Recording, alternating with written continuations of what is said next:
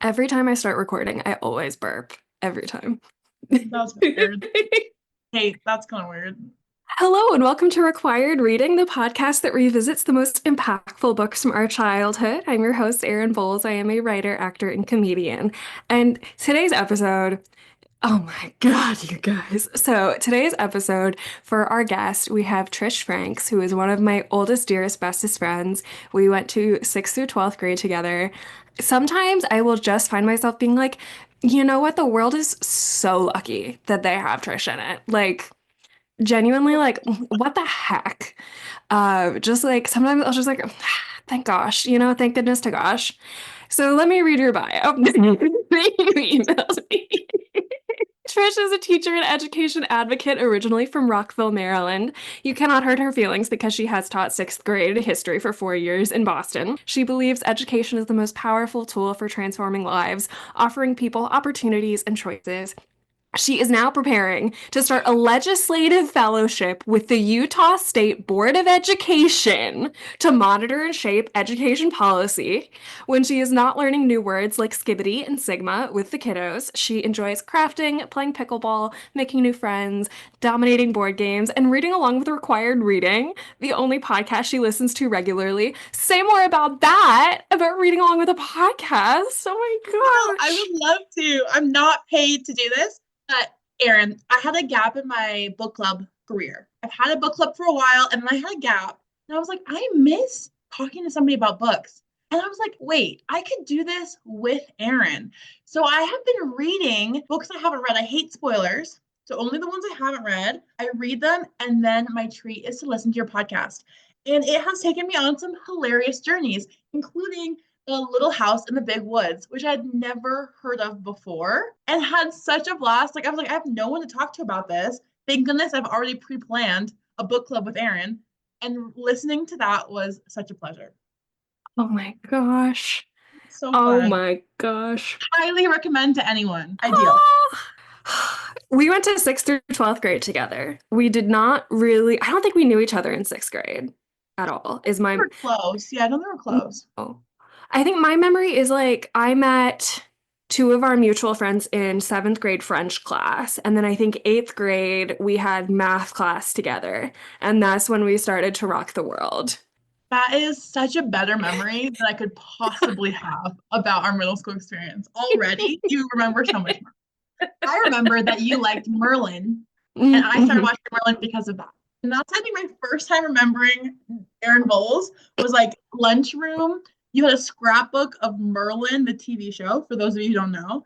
And I saw Mhm. it and I was like, what could this possibly be? And then me and my mom watched the whole series together. That's crazy because I had forgotten about that scrapbook until a couple months ago. I went to my parents' house Mm. and I found it. It's like this was a birthday gift from a friend, and it was a scrapbook about like every single episode for like 3 seasons of this Oh my British show, gosh. biographies of different characters.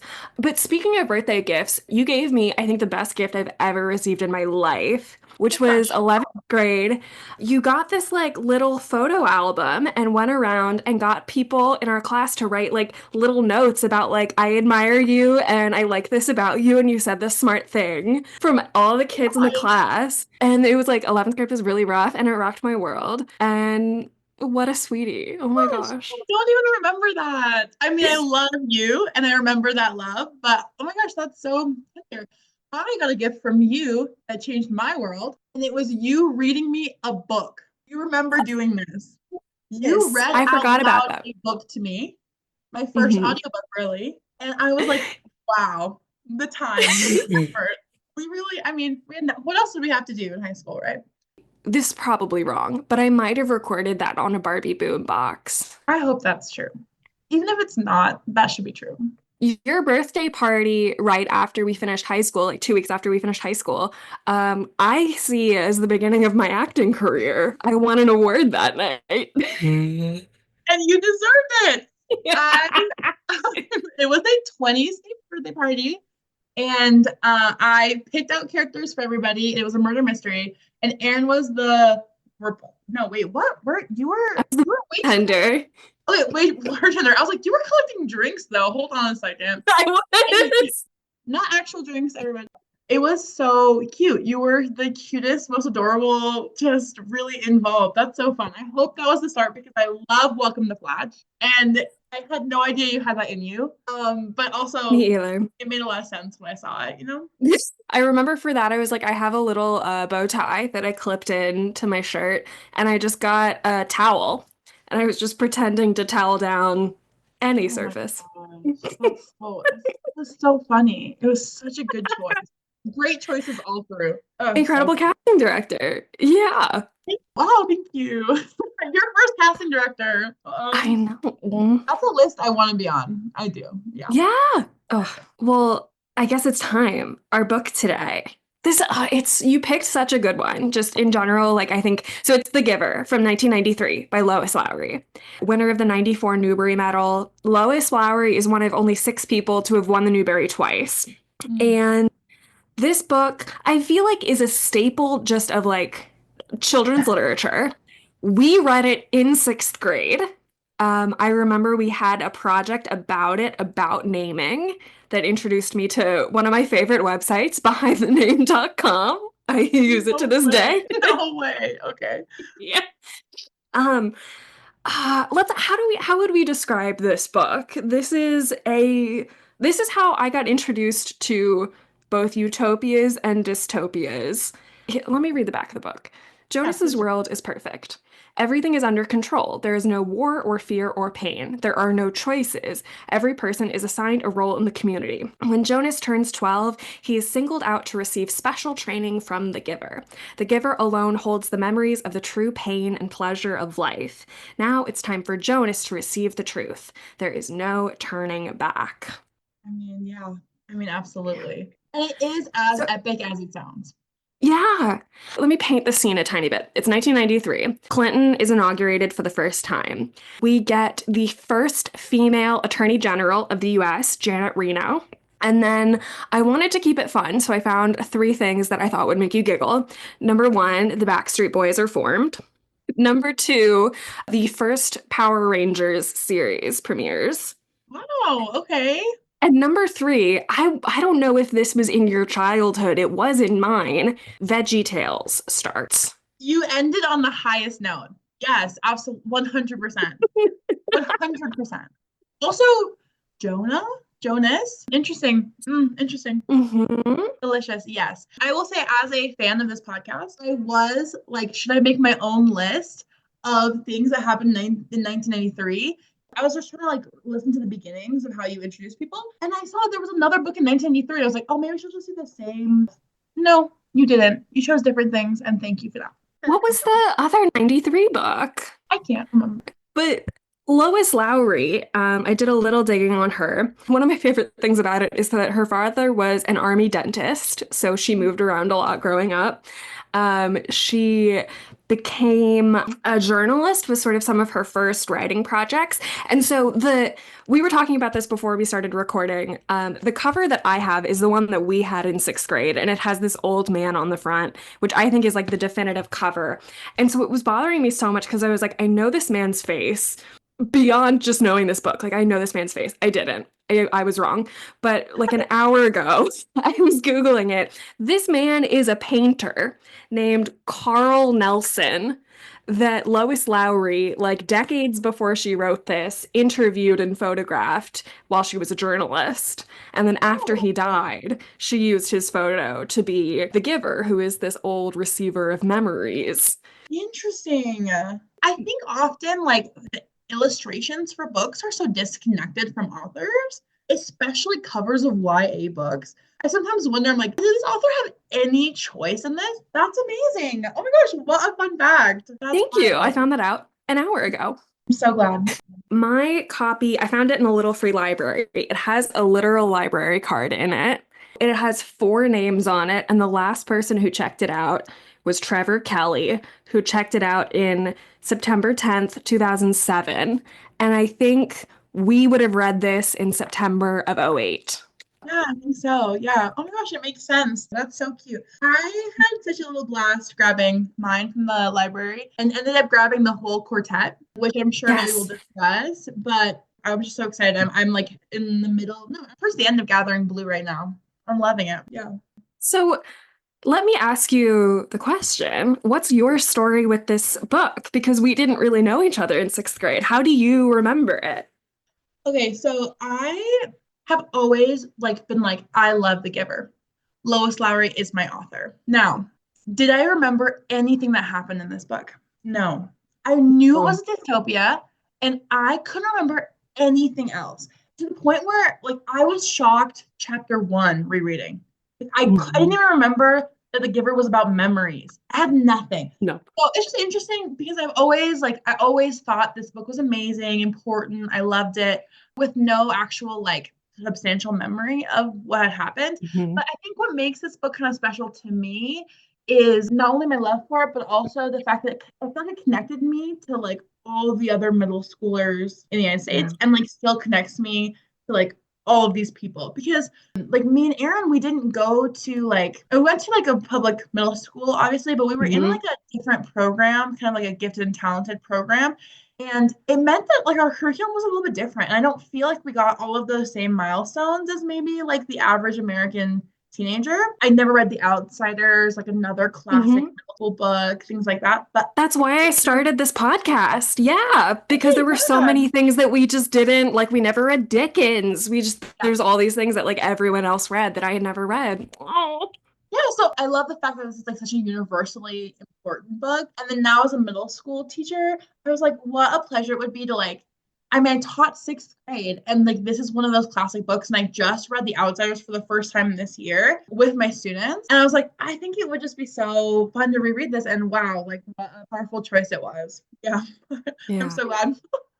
I think it was maybe the first book we read in sixth grade. I know we also read Anthem by Ayn Rand. Why I I was remember a that. really intense journal keeper at the time. And my journals are full of drama and crushes. And I'm like, why didn't I write a single thing? I tried to find when we would have read it. I'm just pure drama in there. But it's interesting because books impress us and influence us, even if we're not I don't know, I'm not cognizant. Yeah. And it was the first of many dystopias I ended up reading, right? Mhm. And Yeah. YA novels of this kind. So it's impossible to pretend it didn't impact my appreciation of the next books in my life, right? I think we read this book probably the year that Hunger Games came out for the first time, was published. It was so aughts was so dystopia focused. Mhm. And I think I loved Mhm. this, something I loved about this book that I didn't, because I also no memory. I vaguely Oh, remembered good. the naming project that we had to observe another student and then name them something. And I remember I got we'll bleep out his name. I was like, I don't care about this person at all. What a boring person. So I named him Asher. And then reading this, I was like you picked a name that is in the book. That's so funny. Of all the names. And I'm sure you wrote something amazing about it and got a good grade, like you would. That's so annoying. I remember that was the class where I learned what double spaced means, and I didn't ask my mom at first, so I was putting two spaces between every word. So it took me an hour, and I was crying because I was like, it's taking so long.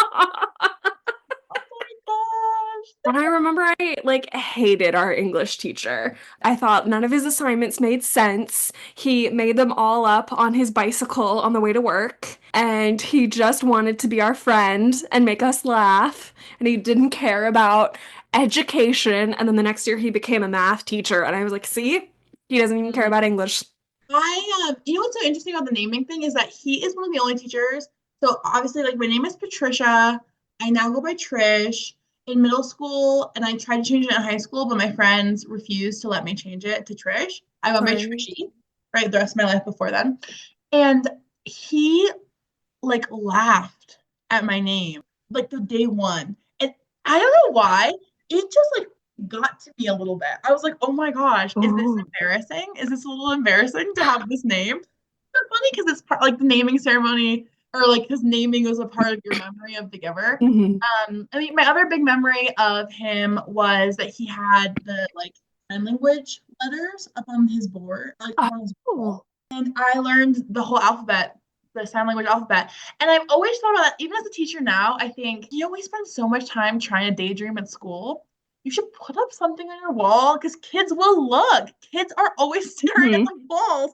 You might as well put something up that's important and helpful. And I did learn my whole freaking sign language alphabet from him. That's so crazy because I remember a piece of artwork from his classroom and it was world peas. That's the one I remember. We both learned important things staring at the wall. Wow. That's so funny. I also remember we had to, as part of that name project, we had to define our own names. My middle name is Robertson, which is my mom's last name.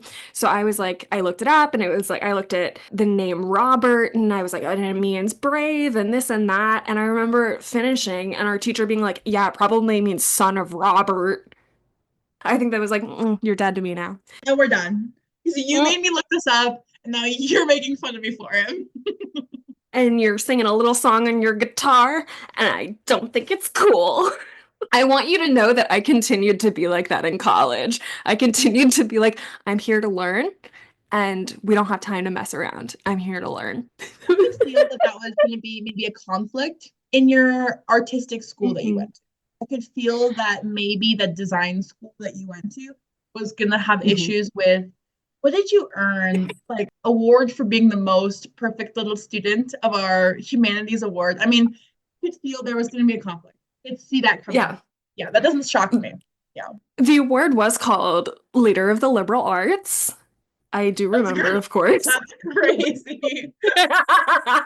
I remember how much it mattered to me that I got it. And I remember when they announced that they were doing that because the yearbook hadn't done that before. I remember like turning to you guys and being like, I need this. And the rest of you being like, it'll happen. Don't worry, but we will figure this out. Like, stop it. It's okay.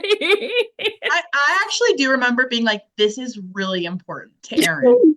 And it's important, but it's very important that Aaron gets this. I do remember. It actually ties in really well with the book. I feel Yeah. one of the things about The Giver that I feel like has really impressed me this time around is the way that I think it's perfectly suited to catching sixth graders' attention. And Mm, one of those things is like our love of learning things about ourselves and ceremony. And The Giver like yeah. has so much of that. And sixth graders love that stuff. Middle schoolers, like we just like all around that age are just obsessed with like, and maybe it's not awards, but like, wouldn't you have loved being assigned to a job as 12-year-old, being observed and then assigned to a job? It's part of our developmental like stage where it's like we are like learning so much about ourselves. It's delicious and so true to like my experience and I think our shared experience, like loving those kinds of like, I don't know, we had this like had these teachers who and this came up when I was reading it, who like told us where we would die if we were a Hunger Games class, which And that was lives 12th in my grade. head. Obviously way older than Jonas, but the idea of like being told by somebody, I see you, and this is what I think would happen. Kids love that stuff. Yeah. In talking about high school reunions, you mentioned community, and I think that's such an essential part of this book because we went to middle and high school where like they shipped kids into a specific area. So none of our friends like lived in our own neighborhoods. And at least for me as an only child, that made me feel really isolated and made me like really invest, I think, more in those high school relationships and those school relationships because there were people there. So I think like to have such an insular community makes a lot of sense. I think what's so weird is like that they had us do activities that existed in this community while we were becoming a community, you know, the 60 of us or whatever. And yet this is like dystopian. This is like we are euthanizing people who are too small, which would have been me. But my first thing is from the dedication, which is for all the children to whom we entrust the future. Gosh, Lois. That's actually wild. I did not read that. I listened to an interview of hers. He really does have this sense, like this really powerful sense, like I wrote this to be powerful to kids. Like, and it is powerful to kids, and it should continue to be powerful to kids. And like a really strong message anti-banning books, which I think we can talk about if you want Oh, about yeah. this, because it's been banned so many times. But that's so interesting that like even in the dedication, she had this like sense that it was going to be impossible, or maybe a hope. Yeah. I think from as a writer looking at this book, I was so astonished because it is so simple. And like a very early lesson in art school was a professor. At one point, she was like, simple is not a bad thing. Like to be a simple art form and yet communicative is like a huge accomplishment. And so the language here is like very, I mean, obviously easy for sixth grade, but she tells us so much, not by telling us what is present, but by telling us what is absent. So there's no set dressing. There's no talking about like, this is what the door looked like and this is what I was wearing. But it will be like 10 pages in, and they'll say, oh, he's like an animal. And then there'll be a thing of like, we don't actually know what animals are. And here we go. And that thing Mhm. makes you just like stop in your tracks and be like, oh my gosh, there's like that absence of one basic thing makes us realize so much more. So later on, Jonas comes to understand what color is. And that makes you as a reader go like, oh, this whole time they don't have any concept of that. There's so many moments where you stop and you have to like go reevaluate all of the information you've been given. A masterpiece of writing. So good. The one thing that she said in this interview that I listened to was that part of her job was to seduce the reader into the world. And I think that's Mm. exactly what happens, right? Like I can imagine myself as a 12-year-old or my students as 12-year-olds being like, this sounds like kind of a great world. Like really buying it Yes. because you don't realize for so long what's not there. Because, it's just like Mm. you're filling it in with your experience, which is something that I think particularly this age group does so much. There's something like that happens when you're 12, which is that the hardest thing for you is like you don't know what you don't know. Like Yeah. so much of my job was to tell kids like, wait, there are things you don't know. Yeah. Wait. Can you try to think of a question to ask about this? And kids kind of struggle to like think about like, what they don't know. It's like another Yeah. level of development. Anyway, so like I'm sure they're filling it in and then you're coming back to it and then by the end you're like, I mean by the middle, you're like shocked about how Yes. horrible this is, right? There's all these rules. And again, it's such a good thing of like, she doesn't lay all of them out. It's just like, oh, Mm-hmm. and this was a the way. And so one thing is every night after dinner, everyone has to say like their feelings today, what happened. And I was like, great. We're like learning to name our feelings. We're sharing. We're not keeping secrets from each other. And then it is like, oh no, you like legally cannot keep secrets. There is no sense of privacy. It's such a wow, gosh, really wow. Yeah, honestly, wow. Well, something I want to do more on the podcast is call attention to first lines. And the first line of this is it was almost December and Jonas was beginning to be frightened. I mean, that doesn't give you any sense that like he's anything but a normal kid. Yeah, I was trying to sort of, read this and say, okay, like what is the first indication that this is a world different from our own? Mhm. Because it's about this first paragraph is about a plane goes overhead. And he had never seen aircraft so close, for it was against one of the rules for capital P pilots. And that's the second paragraph. I think that was the thing that I was like, oh, there's something here. But then I think on the next page, there's like an intercom order of immediately leave your bicycles where they are. And it's all these little tiny things that are just like, and then on the bottom of the second page, you get the first mention of being released. For a contributing citizen to be released from the community, it was a final decision, a terrible punishment, an overwhelming statement of failure. It's so interesting that it's introduced as a bad thing, but then it's not treated like such a bad thing for so long. Like, I don't know. Yeah. Yeah, it is interesting that's the first mention, and it's so early on. It's peppered throughout. I was shocked by that. I read this twice for the podcast, like once, and just was gagged at every step because I had remembered nothing. The second time was like to actually try to like internalize. And I was also shocked about how early on they started talking about that. Mhm. It's like their main form of control, right? Yeah. Really is like their ultimate threat and their main way to control everything. Mm. Yeah, and that it's not even that severe. The book takes place in the mind of a 12-year-old. So like you are very rooted in that perspective, but sort of Jonas sees release as like you're just leaving the community, not leaving life. So there is the sense of like, well, they'll just go somewhere else. His father works in like child rearing. And so when a child is released, they're going to a different community. And like, so then we don't need to worry and there's no concern because there's a capital E elsewhere that they go to, which I don't no, but I think like the best books on the podcast are the ones where I run out of things to say, where it's just like, wow, gosh, you know? And I keep chewing on that. No, absolutely. I Hmm. can really chew on this book forever. Yeah, I don't, Oh my God. and I mean, even down to the ending. I mean, I like have been trying to think about like how I feel about the ending, which we'll Yeah. talk about, I'm sure. And I'm like, I actually have no eloquent things to say. I was Yes. left agape,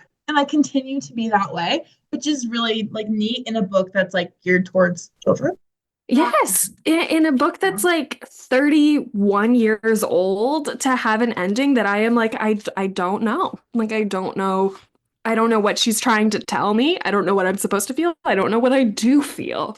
it's interesting that it says like a terrible punishment. Like he's like, oh, that would be so embarrassing. Yeah. Horrible. It seems like kind of intense, but it's like more about becoming as a person and the community and less about like sad.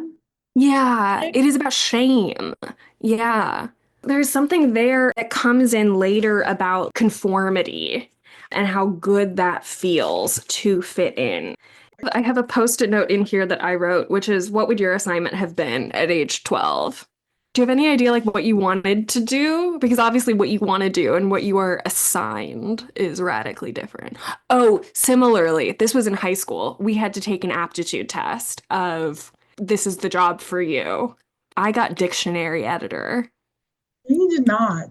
They did not put I that as did. I remember because I think you were near me. And I remember Jake got funeral director. And I went home that night and told my mom, and she was like, yeah, that makes sense. I absolutely remember this moment now. Yes, I totally remember it. I have no idea what I got. I don't remember what I got, but I do remember what I got.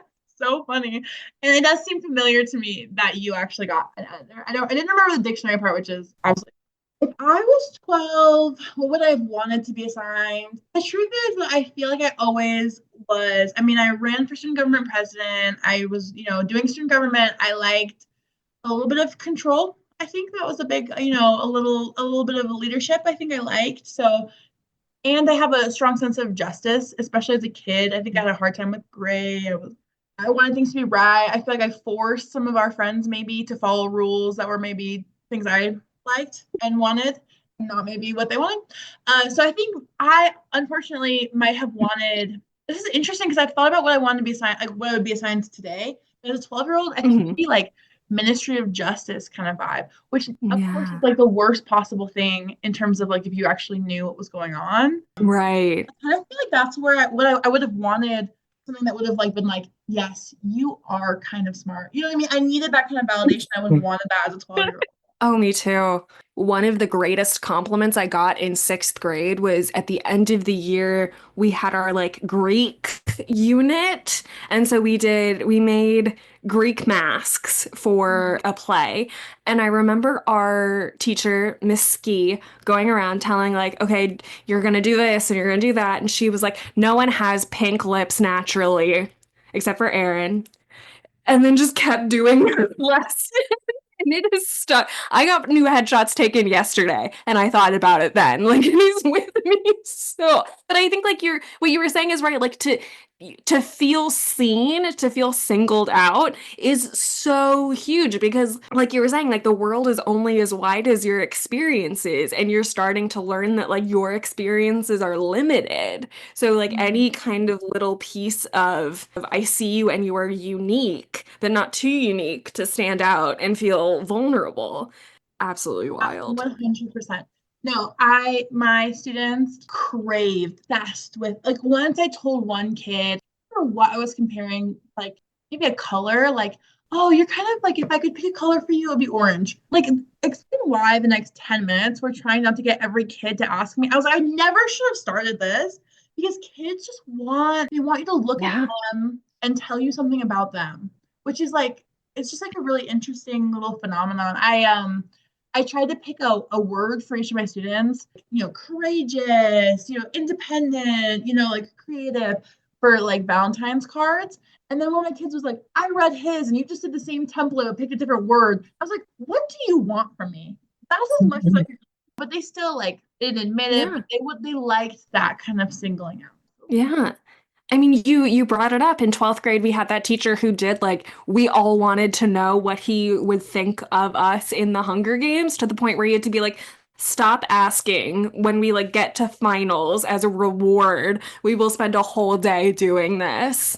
Yeah, and I still remember mine and that I was one of the last ones to survive. Yeah, of course I do. Yeah, it's so interesting. Yeah, it's just like a part of who we are then. And to feel like Jonas watched, Mhm. noticed, and then in that important moment singled out for then the rest of your life to be like, you can now like kind of like ride on that singling out in the Yeah. community for the rest of your life. Like it's super interesting. I think going along with that, like I kind of mentioned this earlier, but like that ceremony is Mm. full of like delicious things for 12-year-olds to be like, oh my gosh, like they love rites of passage. We kind of experience that in our own societies, right? Like, you have a graduation from middle school and like you have an elementary school graduation. But to know that certain things are happening at certain times, like most kids just like love that kind of structure too. Yeah. Just to be really Yeah. predictable. Something that ended up happening to me a lot as like a teacher was that kids would be like, so did kids do this last year? And the year before. Mm. Oh, kids did this project last year and the year before, and they're gonna do it next year. And like this idea that like their experience would be repeated forward and backwards forever is kind Mm. of like what they were thinking. And they love to feel like, oh, next year the kids will do the same project this year and I'll Yeah. know about it, which of course is not teaching. I'm not doing the same stuff every year because I'm making it better and different, and some things fail. But it's just so interesting because like kids really love, I don't know if they love it, but they expect it to be Yeah. that. And there's comfort in that kind of familiarity. Mhm. And this book is like full of that. It's like full, Yeah. you know exactly what's going to happen every year. Exactly. Yeah, that in eliminating pain and conflict is also sort of eliminating surprise.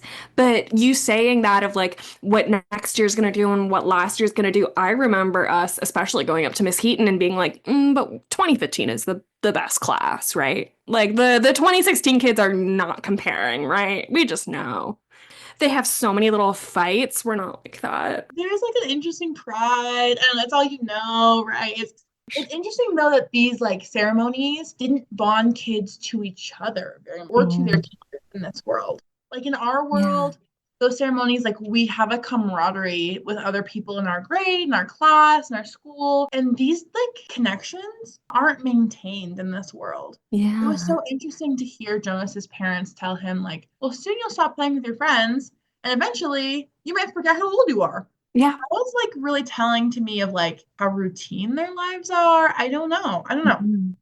Yeah, that was a really startling moment to me. I think because, at least in this reading, because like we have known each other for 16 years, you know? So to have them say, like, I'm probably never going to talk to this kid again was so mind blowing. But I think like that is the expectation. Like you're saying, like you turn 12, you go to your job, you stop going to school. So, like, we know that those people are just going to drop out of our lives. And then, like, those interpersonal relationships are so much less important compared to your usefulness and your productivity. And I think she doesn't lean into it a lot, but there is this attitude of like, there's no waste. There's like, everything is being used to its maximum potential, even to the point, like, every little detail is so thought out. Like, there's near the end when he's like planning an escape, he's like, well, and when dinner is done, they'll put the leftovers out in the front to be recollected by the people on their bicycles. And she doesn't have to lay them all out at the beginning. There is not this big, like, 20 years ago, this happened. And so we had to restructure. Yeah, it's right in. What like attracts me to this book is like it treats you like you're smart. And I think like Mhm. I love media that doesn't have to spell everything out for me because of course I don't need the same thing repeated from three perspectives to understand what's happening. You can kind of sprinkle it in and it's more interesting and also like more exciting when you figure it out. No, absolutely. I think she does that really well here too. I think also just talking about like how they didn't maintain those interpersonal connections, I feel like it's so intentional and imperceptible as part of it. Like Jonas says, like, oh, me Yeah. and Ash are always going to be friends. But the structure of the world is so rigid, it has not allowed time for that. You Yeah. cannot see your friends. There's no time. Like, you can't go to dinner at somebody else's house. You can't invite them over to your house for dinner. There's holidays, but they're random. So you can't pre plan anything on those holidays. So it's like the Yeah. structure is so rigid that it just like it phases those other relationships out without you even knowing, including parental relationships, right? Yeah, there's to the point where like Jonas gets his job and is sort of like, oh, soon I'm not gonna have parents anymore. To the point where like they will kind of be strangers. Wild. Crazy to think like what can be normalized, Yes. right? What can seem normal to him, but it's pretty believable too, because there's a lot in life that we don't peer at super critically. Definitely. The next note I have is at the top of chapter 3. His sister is talking about this new baby they're taking care of has his eyes are pale. And the question I wrote is, I don't remember if we made fun of people's looks. Did we? I can't remember. When I talk to people about like what high school was like, I say like, no, there wasn't any bullying in our high school because we were all busy bullying ourselves. So funny. That is hilarious. So Erin was too busy bullying herself to notice any bullying. That's clear. Me, Was it as a there? member I of the believe it. Hero Club, the anti-bullying club, was firmly believed that there was bullying happening, that it was my responsibility to stop. So that's interesting in contrast. I completely forgot that that club existed. Oops.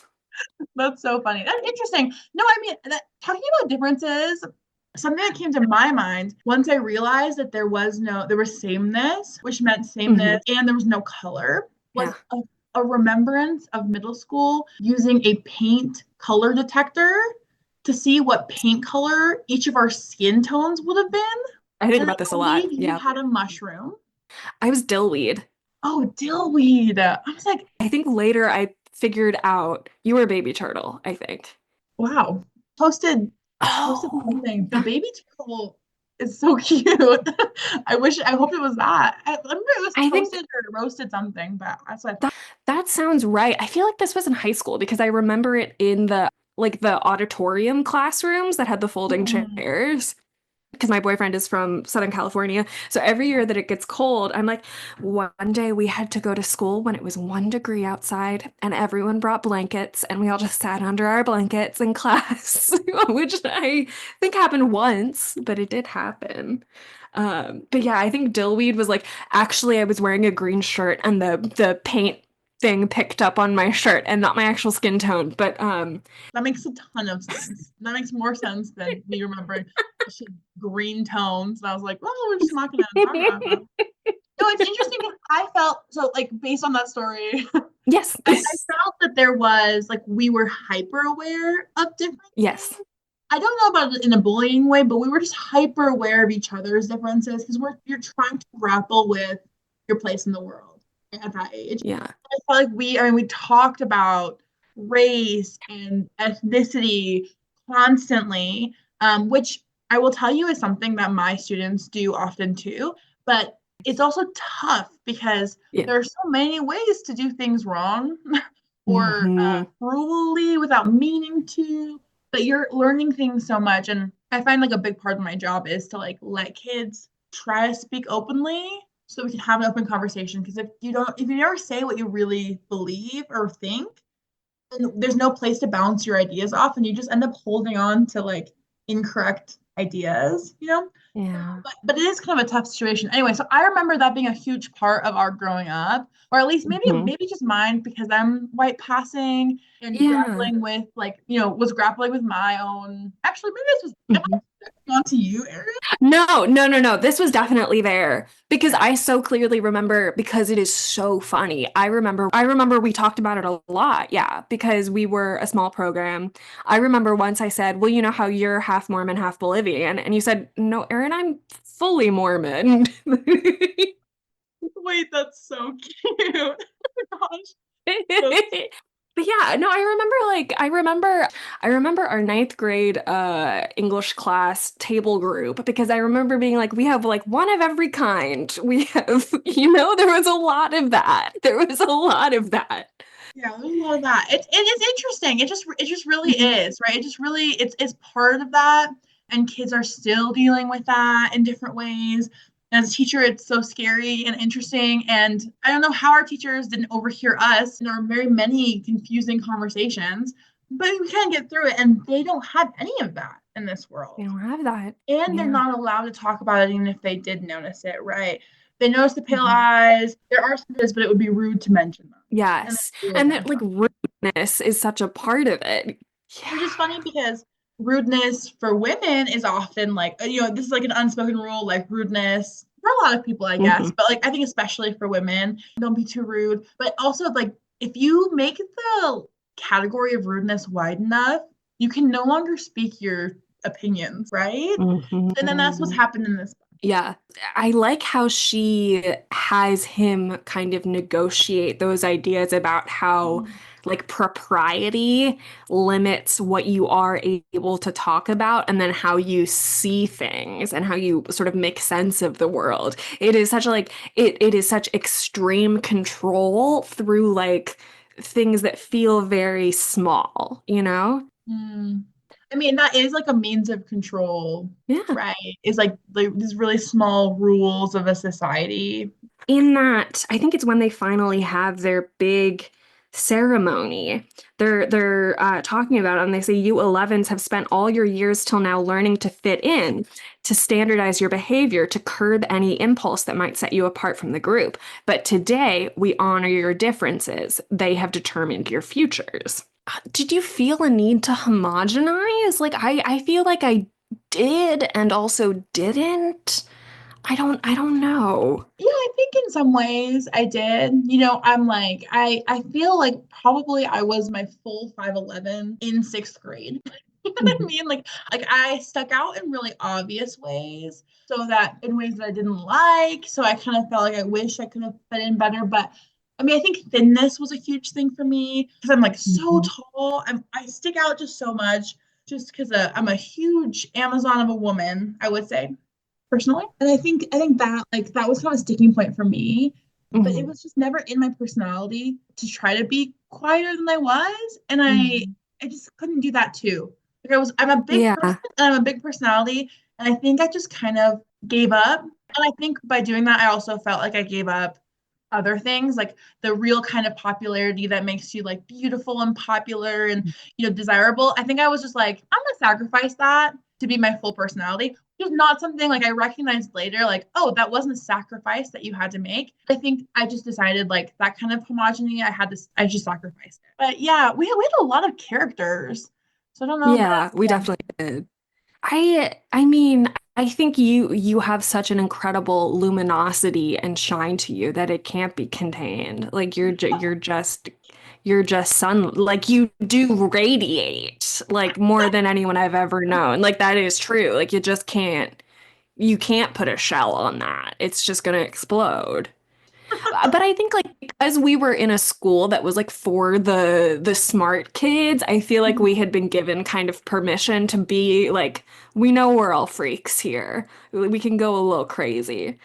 I think part of what maybe gave me and some people in our like similar situation permission to not homogenize as much is we fit an ideal of intelligence.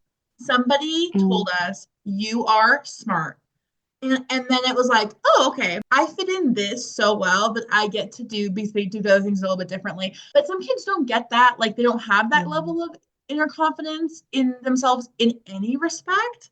And so then they just struggle to find their place. And I've seen that a lot with students, right? It's like, mhm. oh, I think it just takes like an inner something to like keep you a Yeah. little bit more grounded, or else everything is telling you you're not right. And I think everybody kind of Yeah. kind of grapples with that, but maybe because we were told like this is right by authority Yeah. figure, I think maybe that gave us a little more permission. That's what I'm thinking a little bit. No, I think you're 100% right. as a teacher now in a public Mhm. school, I have a lot of feelings now about these kinds of programs. And part of grappling with how we single out children at a young age is why I Yeah. decided to pursue education because I felt those differences and I thought this isn't fair.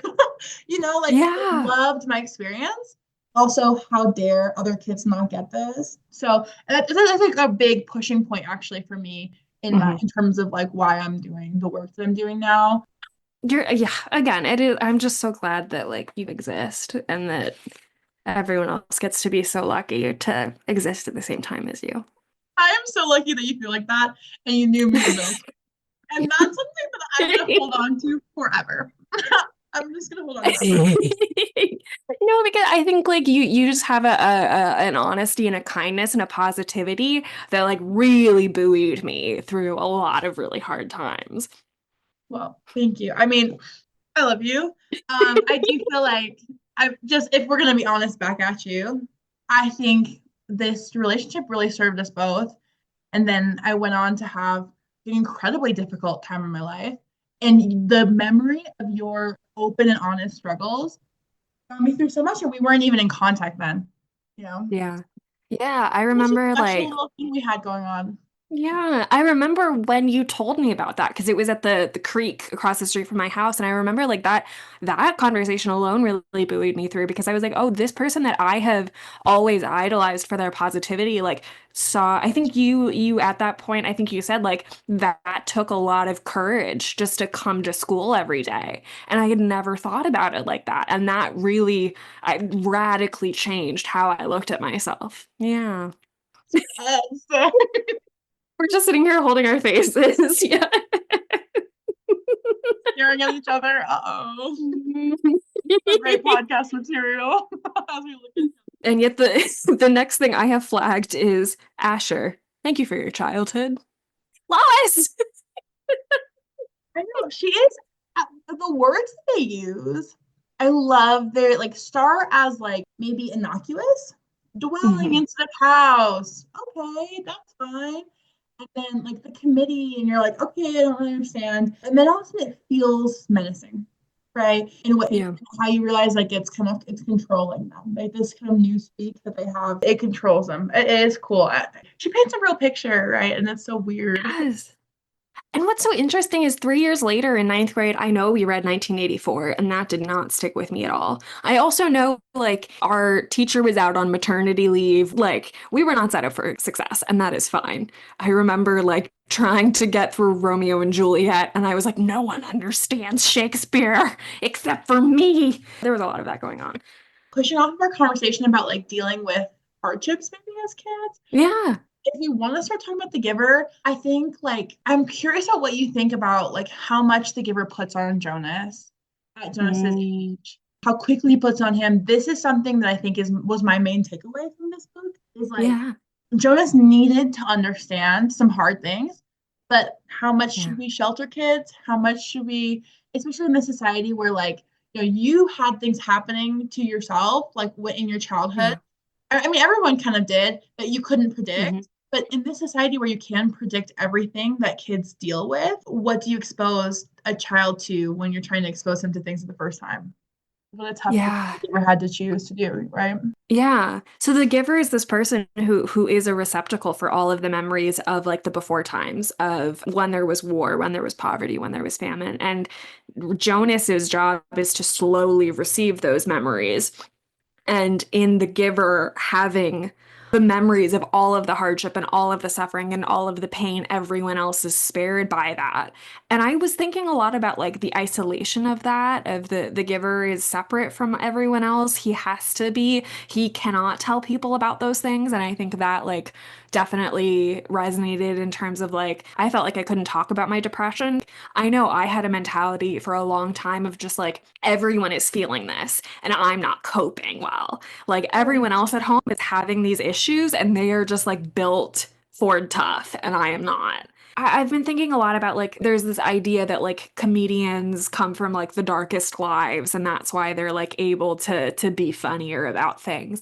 And I don't know if that's true or not, but I do think there's like there's this I don't know. Like I had a childhood in which I needed to kind of like moderate the emotions of others and like take on responsibilities that other people don't have. And I think that made me more equipped to be an actor, to be a writer. And I think that with The Giver, there is this urgency because there had been a previous 10 years before Jonas, there was Rosemary, who failed, who, and it is revealed was the giver's daughter, which I didn't remember. And he had to give his 12-year-old daughter, all of these memories of pain and suffering. And she ends up releasing herself.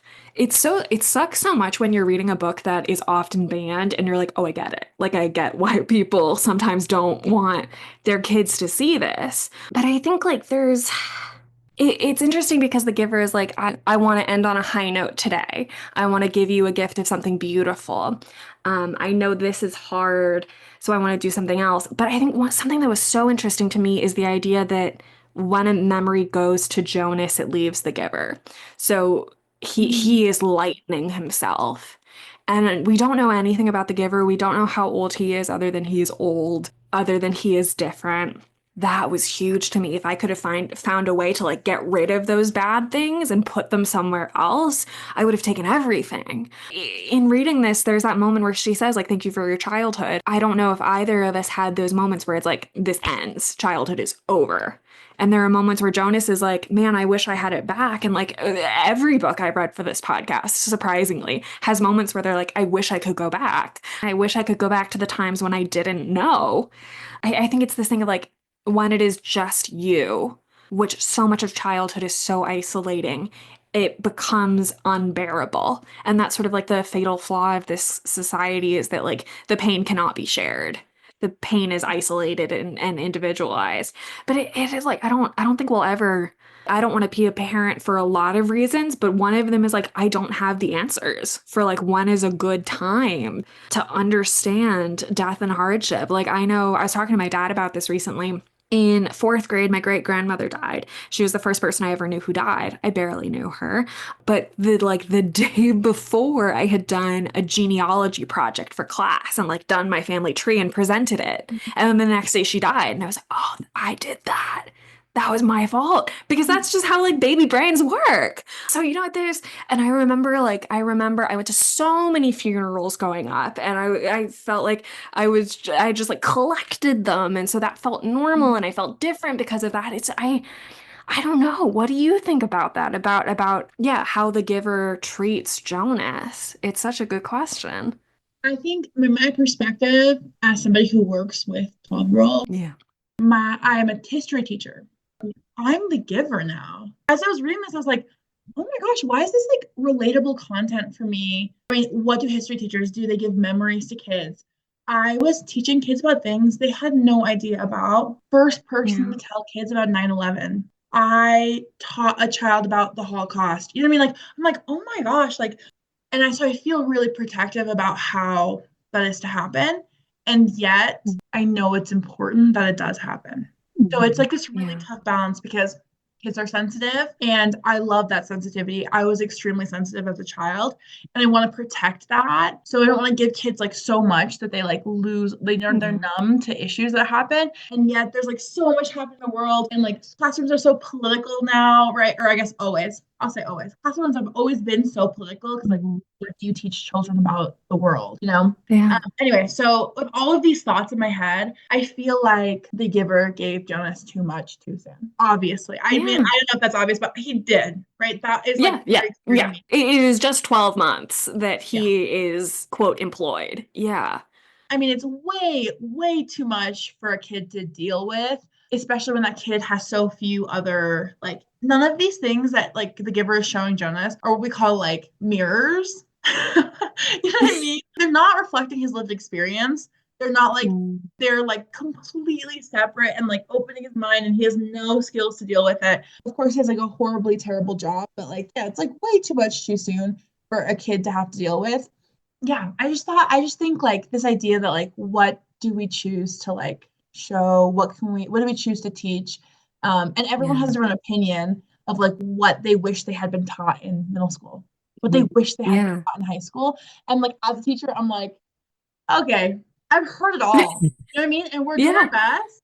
And I don't have a good answer to it, except for that, like, we're doing our best, and there's like so many outside constraints to teachers too. Yeah. But books like this, I think, can be helpful for kids to like expand their minds, though, right? Like, Absolutely. kind of thing. Yeah. But yeah. Oh, here's my question for Yeah. you. Yes. Is that if you could give, I guess this is like a later on question, but just so we know as the book Yeah. continues, there's this idea when Rosemary releases herself, those memories somehow get released to all members of the community.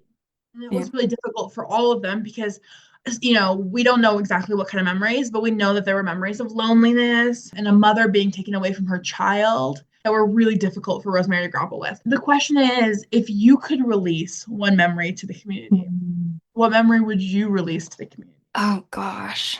Being the giver is such a hard job, right? Because I think for me, especially when I was younger, I have like a strong mean streak in me, like a punishing streak. So I think like if I, at a point in my life, if I was the giver, if I had been isolated from my family, if I had been the only person who has the concept of all of these things, I think part of me would be like the worst thing that I've had to understand, all of you now have to Oh, understand.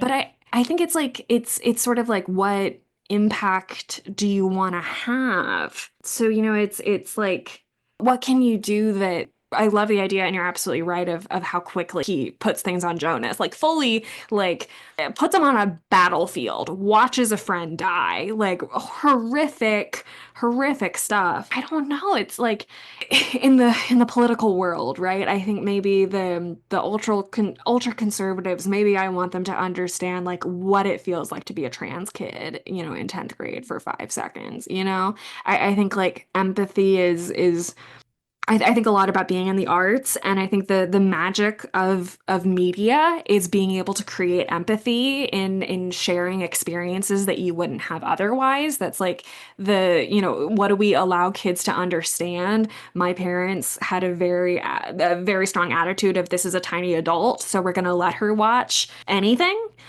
And that I think maybe made me more sensitive, but it also made me more worldly. My memory to give would somehow put us on a more empathetic, even playing field. But what is that? One of the powerful things about history is that it can Yeah, elicit this kind of empathy, right? Like that's yeah, 100% was one of my main. There are certain standards that like kids need to learn, skills mhm, kids need to learn, and then there's like this overarching like how do I want like to impact these small humans and citizens of the world, right? mhm, And my head was always this idea that like history could share empathy, could build yeah, empathy with other people who are different, people in the world, right? I love that. I also kind of want to give space for empathy towards the giver. But I do know yeah, yeah. like there's like this idea that like he was so tired and exhausted, and Jonas is there Mhm. begging to like relieve him. And the giver has all this love for Jonas, and Jonas is developing for the first time this love for the giver and wanting to take on that pain.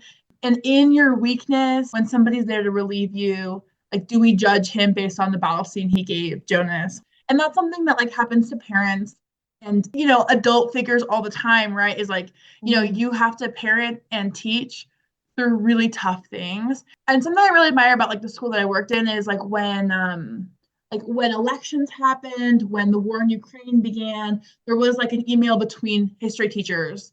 How are we going to approach this? Are we all good to do this? Can we tackle this? Because the kids are going to be coming with questions, and we need to be ready for the answers that aren't our own personal anger based. And I had moments where like the war in Ukraine was really like shocking to me because I had lived in Ukraine as a child, and I knew that that was going to be something that the kids could not, they didn't have the capacity to feel that empathy for me.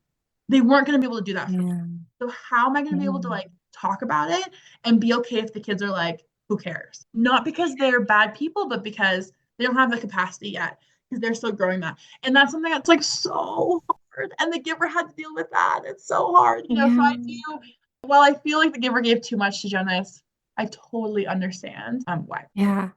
Oh my God, I love that you're a history teacher. Oh my gosh.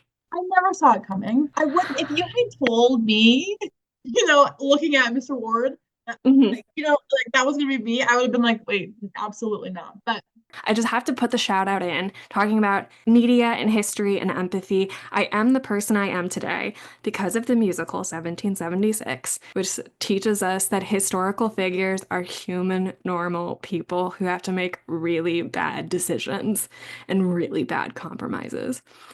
I brought that musical up the other day and I like gasp squealed because for me it's like an inside joke between us. Because for me Yes. that musical does not exist outside of you.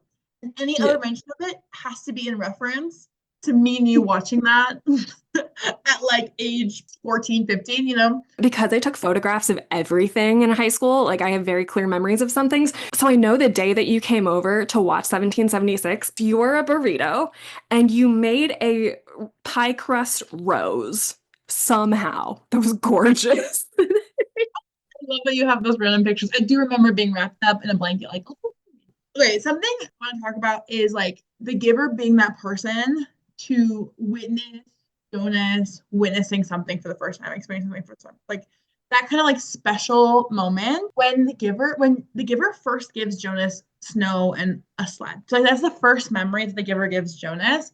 Because he's trying to like use a metaphor and Jonas has no context for anything that he's trying to say, right? Even when he's trying to like dumb it down. So he gives him snow and a sled, which I think is super interesting, and I want to know your thoughts as to why a snow and sled. But I will say that that really touched my heart because I have witnessed probably like 15 students seeing snow for the first time. In class, Oh, it happens at school because snow just starts to fall. And my students who in Boston were primarily from the Dominican Republic and Puerto Rico, who hadn't been in the US long enough. And actually, just recently, I have, in preparation for the fellowship I'm about to do in Utah, I decided to start going into a bunch of Utah schools. So have been substitute teaching in as many schools as I can here in Utah.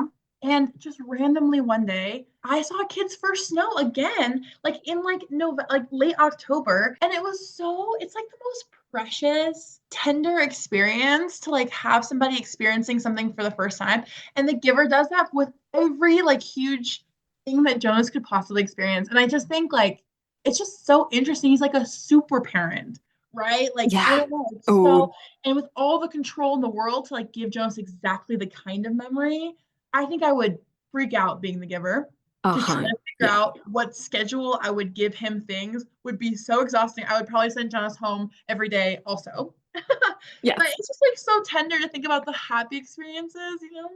I hadn't even questioned it being snow, but I think for Lois Lowry, it is a really, really good idea because not every kid who reads this has had snow.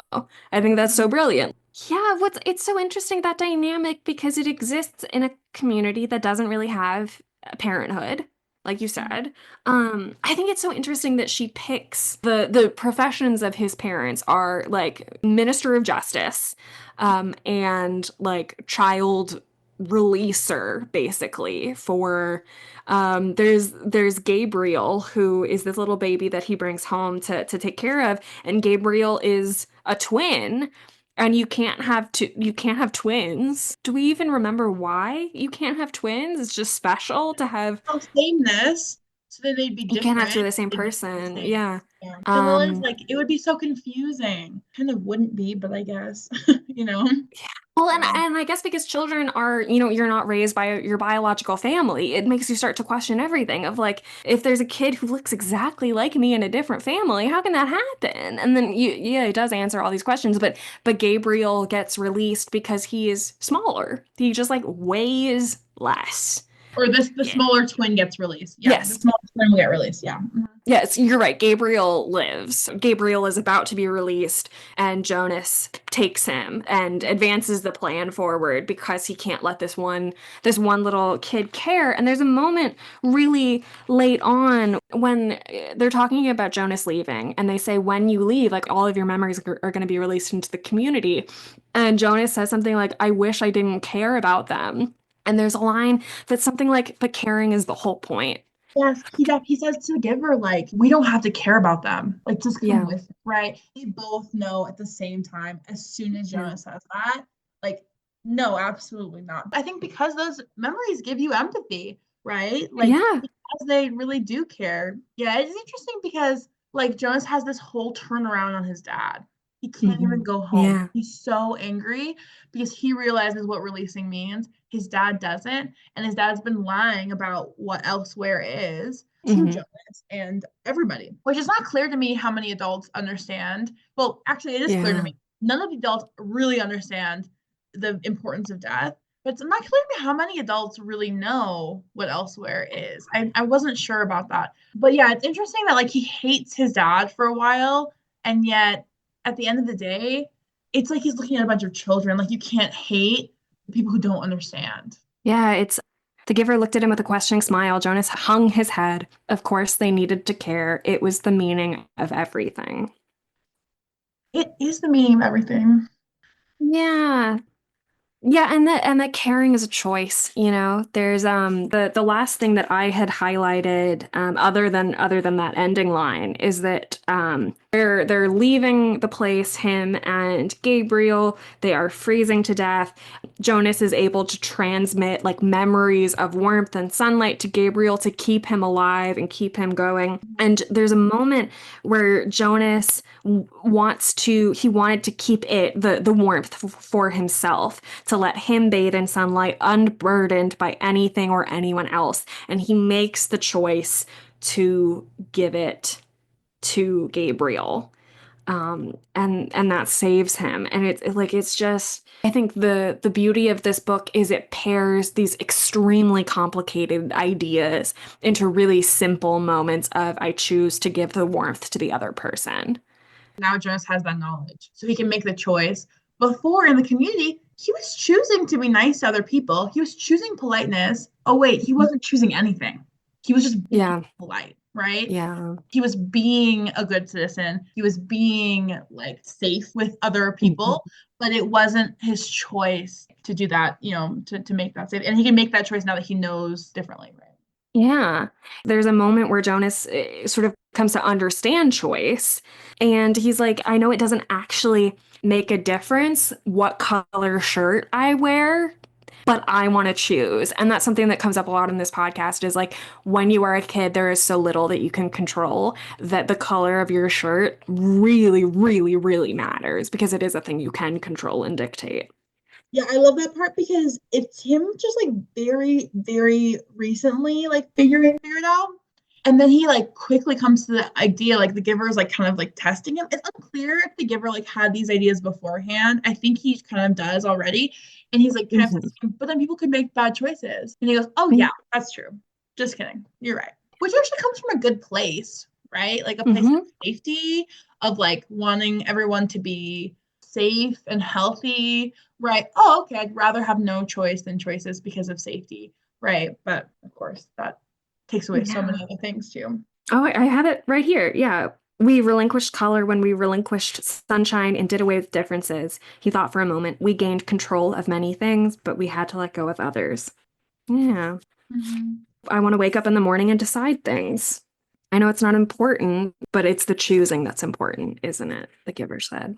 It is incredible that like 130, 180 page book can 180 exactly. Ugh, Lois, it like you will never run out of things to say about this book. You know, there's always going to be more to question. What is that at the very end? You said something at the what was the end of that line from the giver? Is it choosing that's important? Is that what he says? No, no. Yeah, it's the choosing that's important, isn't it? In a weird way, the giver is like kind of respecting choice, the choice of people back and back and back and back and back, which is what they say for like a long time ago, whenever this Yeah. started. In a crazy way, as the giver perpetuates this cycle of like giver, receiver, as he's part of this process, and he understands how important choice is, he kind of is respecting the choice that they made when they first started this community. I think it's interesting because like it's all about Yeah. choice, like what's important. And I feel like because the giver was like they decided this. This is what they decided. And it's just Mhm. interesting to think about like who made that decision. And of course they come to the conclusion it wasn't the people who are alive today, so it's not fair anymore. Right. It wasn't worth it anymore. But it is interesting to say in a weird way, he does kind of respect their choice for a while. Yeah. Yeah, because he has all that empathy. Like he knows, he understands why people wanted this system because they had to experience so many bad things, and yet there is still bad within the new. So he is that connective tissue between the past and the present, which is history, actually. Yeah. Uh-oh. Um, Yeah, they are children, and you don't want to take away that innocence. it's so painful to take it away. I do think something that's like really misunderstood, especially today about kids, is like where that exposure is coming from. And I guess it's like a good segue into like the banned books. I mean, The Giver is one of the most banned books. Mhm. And it's interesting because a lot of that discussion is around keeping kids safe, right? And like what constitutes like a safe child, like what should we shield them from, which is like actually like huge central part of the book as well. Yes.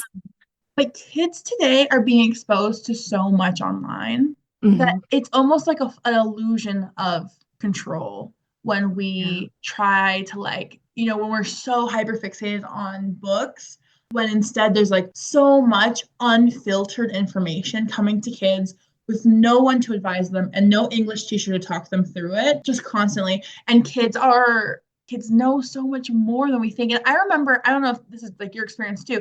I remember being in middle school and thinking, I know everything. Yeah. I am an adult. And some of that is kind of true. It's like I feel like I did know more than maybe people thought I knew. And then some of that's like a Totally. total illusion of, but kids know a lot. They understand things about death. Most middle schoolers are experienced a death. Mhm. They understand some things about history, relationships. So do you have an Yeah, opinion there. about the banning of this book? I think it's kind of hilarious. I think it's like banning, not having read Fahrenheit 451. It's like banning a book about banning books is kind of telling on yourself. I wonder how many people have not read the books that they're trying to ban. Yeah, I think so much of life is about control and about fear. And I think it is like the TikTok and the access to information is so uncontrollable that if we can control, what they read in school, then that is some kind of salvation. I mean, I think the big bad when we were young was not really the internet, but like violent video games and like Okay. reality TV, which was so like, I mean, the things I remember about the internet in middle school was like Wikipedia cannot be trusted and that like don't post pictures of yourself on Facebook doing dumb stuff because college will find out. And that was kind of it. Interesting. Yeah. We kind of discussed this a little bit, but like in reading this book for the first time since middle school and having no memory of it, I was much more emotionally distraught than I expected. Hmm. I have every empathy to people who are like, don't show my kid this thing that has infanticide. I honestly do. And I do struggle with, I'm not sure why it is, but I think just like in Hmm. interacting with so many children, I just feel like there are things that you should put in school. I don't know what I mean. There are things that like Yeah. right. And it's such a hard judgment call. So I have every empathy to people, but I do kind of agree with you that it's like the ultimate takeaway of this book is the sanctity of life. And if it wasn't Yeah. that, then maybe it would be different, right? The ultimate Yeah. takeaway from this book, an allegory about choice. Hmm. And it isn't based in reality. And that helps separate it in degrees that can help kids, right? Kids understand Yeah. stories versus real life. So, those kind of steps actually do end up helping.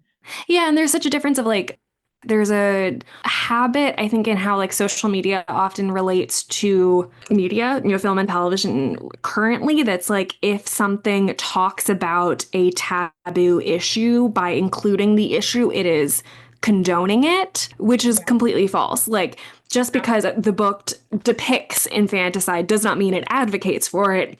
In fact, it very explicitly says this is the entire decision of this thing is so wrong that I have to upend everything. And yet the presentation of it is the thing that people focus on more than anything. But like you said, the point of the book is the sanctity of life, the sanctity of choice. And in banning the book, then you're violating the whole point of choice, It's yeah, it's the books that get banned the most are often the ones that are saying don't ban books. I think banning books can be a little bit, it's one of those words that kind of like sparks things.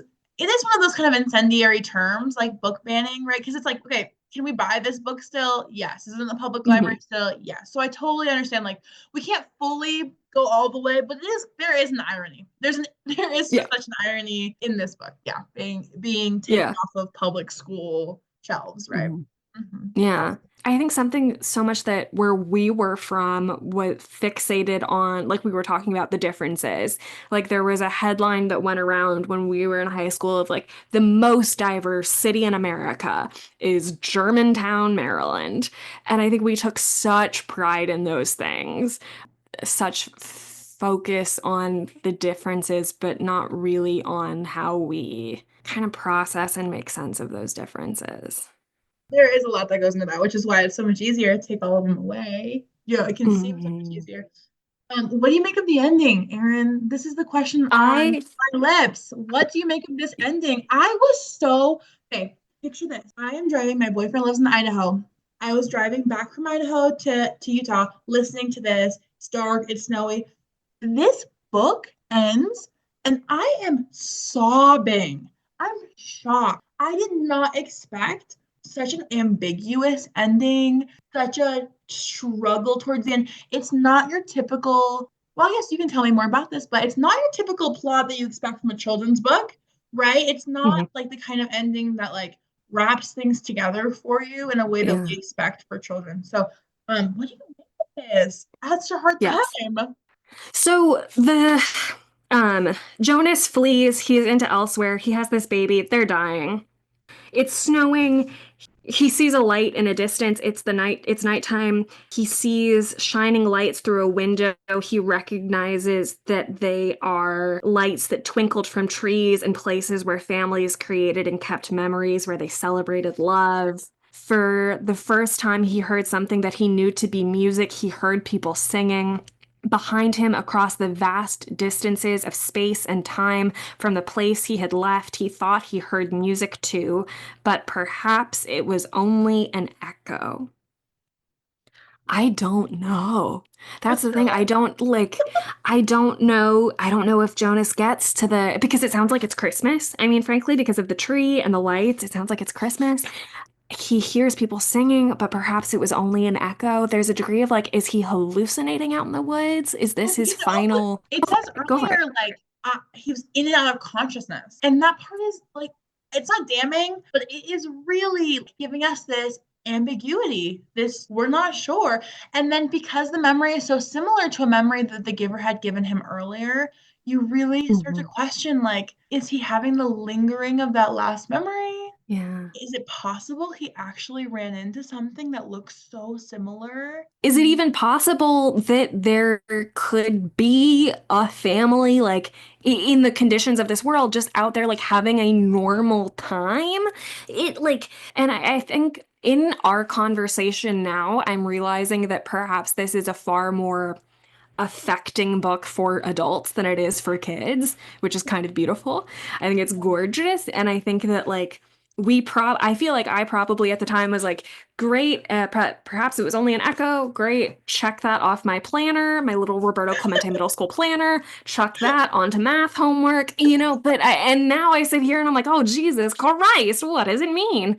Because I think maybe as kids, each of us was like, and I know exactly what the next paragraph would be, and I feel complete and comfortable in that because I think you do make a lot of assumptions when you're younger, and I still do that. But I think like the bleak way and the realistic way is that this boy is about to die in the woods. And in talking about book banning, I'm like, yeah, that makes sense. I don't want my kid who's just loved this kid and empathized with this kid for 179 pages to suddenly just die cold and alone in the woods. The other pervading thought I'm having is early sixth grade. This was the same, month or two where we had outdoor ed, which was like spend a weekend in the woods. I don't know if you knew this. I got lost in the woods that when we were playing Predator Prey. I got lost for I don't know how long, like a couple hours, because I was like, this is a dumb game. I don't want to do it. And they had said, like, this pathway is the border. So I was like, I'm going to stick on the path and I'm just going to wander around and I'll give up when they say it's over and I'm not going to play. And I think I just like went into the wrong side of the pathway or something. But so I was wandering the woods. I got freaked out. I thought I was going to die. Finally, I hear people calling my name and I come back and Miss Ski grabs me, is like taking care of me. She starts handing me candy out of her pockets. I don't know how she has all this candy out of her pockets. And that was like that's my pervading memory of outdoor ed, which is so similar to this. But also, one last note, when I was in college, I watched Blair Witch Project for the first time, which was shot near where we grew up. So while, yes, it was, look it I up, didn't it know was that. shot in, yeah, it was shot basically in those woods. So I was watching it and I was like, this is the forest where I got lost when I was 10. Um, and then I did like my last assignment in all of college was I took a cinema studies class and it was like talk about how a movie that depicts your hometown, does it good or bad, like effectively depicts your hometown well or not. So it was like my professor was named Chad and I was like, Chad, you're not gonna believe this. And I typed my little essay and then I sent it in and then I graduated. And it was Dad made so that for you. He looked up everybody's hometown, saw that where yours was, and said, I have the perfect assignment. Are you kidding me? That's crazy. That's such a good assignment for that. so a lot of that to say, I don't know. I don't know. What do you make of the ending? Yeah. Um, I had a habit in middle school of making up my own endings because I suffered so much for characters. I suffered Mm. so unendingly that me and my mom would like walk through this like thought experiment of like what would we have wanted to happen. Now that's what happened. Okay, from now on, that's what happened. And to give Oh. myself that peace because I suffered. And you know it's so funny because we started by talking a little bit about Merlin. But me and Mhm. my mom at the end of Merlin, no spoilers, sat with each other and said, this is actually what happened. And we told a new story to each other. And that is my story for Merlin now because we hated the ending. And so for this book, unlike you, I think, Aaron, I was probably sobbing at the end of this book. Yeah. And I did again this time. I think I would have told myself at work. But my ultimate prevailing question is honestly like, would this have even worked? Does this whole plan even work? We have Mhm. no sense of whether or not that it really worked, but we do have a sense of if he dies, Yeah. definitely would have worked. Horrific, you know? So it's like this weird, like it was weird battle, but yeah, I want to believe that it worked. But yeah, I really suffered with this ending.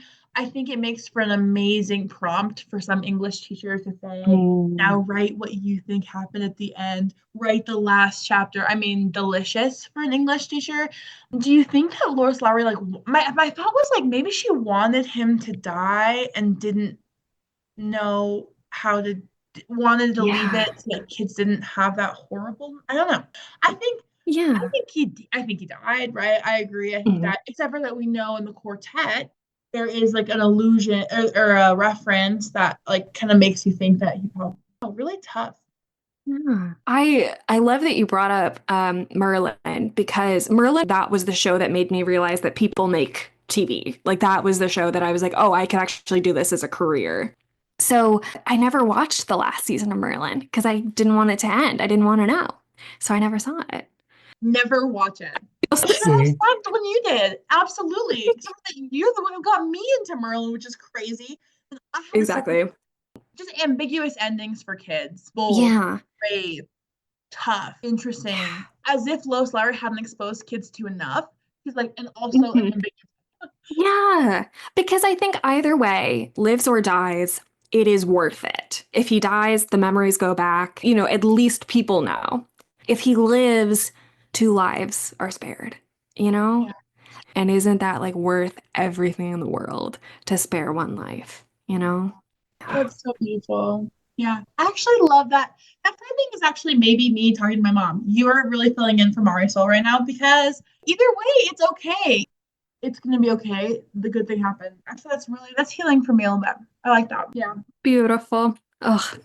Delicious. Really cool, interesting book. The Mhm. last thing that I also just like in terms of like the little world building we get is Yeah. this idea of like going into different communities. Didn't you think that was so Yes. fascinating? Why did they do that? Like Mhm. these like Well, I kids were wonder, taking trips, to other yeah. I think maybe because we have this concept of elsewhere, right? countries. We have to it's a means of answering questions because there's an insatiable curiosity in children of like, we understand there is somewhere else. So we'll go to a different community and it's slightly different. So there's novelty. But it's also that, like, if you think about running away, you're running away to a place that is almost identical, you know? So Mm. to me, it's like curbing that impulse.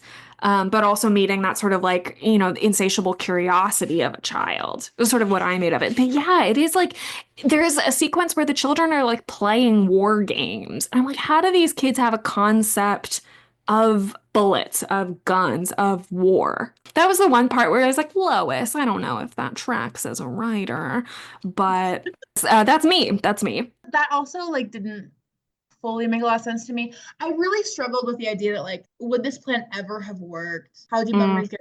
My overarching was like this thought like the giver should have just planned this out. I thought what was going to happen was that the giver was going to release himself, yeah. pretending like he'd given away all of his memories, but actually not. Jonas would stay and help the community. I Hmm. felt like like the giver's older. It just made a lot of sense to me. And then we could Yeah. wait till Jonas was 18 and do it. But of course, that would make the most boring, longest novel in the world, right? With no time crunch pressure. So I get it, but Yeah. ultimately there's this like time crunch of Gabriel. Hmm. I get it, but that I think would have been Yeah. my better option. Yeah. You know? I think that like the character of the giver is so interesting, and I think reading it, you just assume a lot about this man that is like because he is a huge member within the system, that he has to be 100% for the system. And I think I didn't consider it until this conversation about this guy is just an individual and can, maybe he is making these choices and putting these things on Jonas because he is dealing with his own frustrations and emotions and is a human just like the rest of us, which I think is like growing up and getting out of grade school is like, oh, we were all going through the same stuff and just not talking about it. Like we were all actually having very similar experiences. Yeah, it's hard to imagine the giver the only person grieving Yeah. in the entire community, the only person grieving, no one to talk to about losing his daughter. That scene where because Rosemary, it's an injection, and Rosemary wants to give it to herself. Yeah, that's really powerful. I don't understand why Rosemary did this. I can understand wanting to no longer be there. That Hmm. I can understand that. I feel for her. Obviously not perfectly, but like, I understand the Yeah. idea. But wanting to give the injection to herself, not taking a lot of time, not Hmm. talking to anyone about it. What do you make of? The thing that I have to keep coming back to is that she's 12. Ooh, fair enough.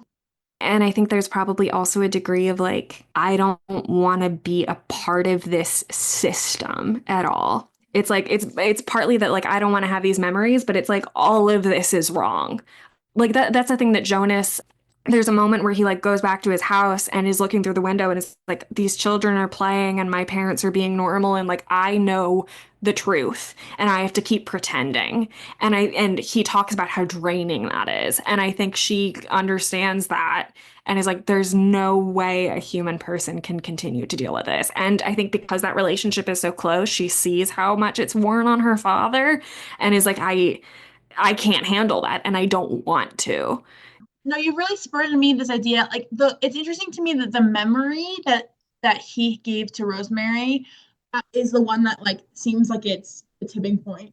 Is a mother losing their child. It's not the physical pain. He dealt with the emotional pain, and then she's the Mhm. one who then dies by her own, her Mhm. own injection. So you're kind of spurring in me this idea that like her safe person or the person that she is closest to is her father. Mhm. And then she has this idea of losing her child and realizing that's not even her father. Like they don't Yeah. actually have that relationship. And anyway, that just kind of spurred me like, oh, maybe that there was like an additional like that's not even a safe person for me.